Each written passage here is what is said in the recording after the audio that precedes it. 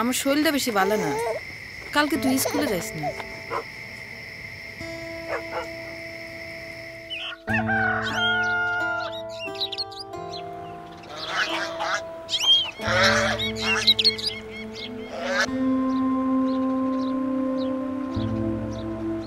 তোরে না মানা করলাম স্কুলে যাওয়ার দরকার নাই।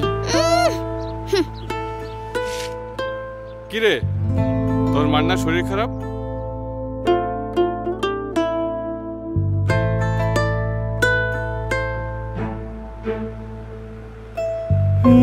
এই নাসিমা, এই হুন,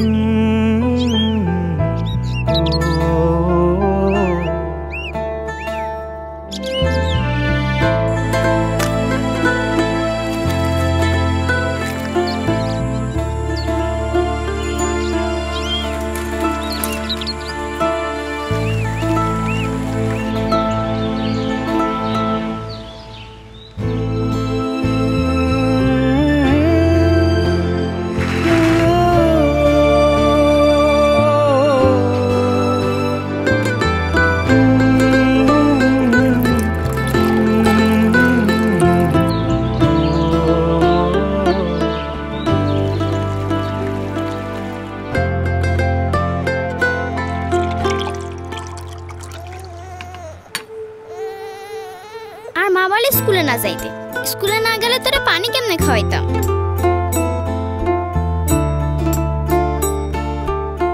বাংলাদেশে প্রায় ৩.২ কোটি মানুষ নিরাপদ পানি থেকে বঞ্চিত।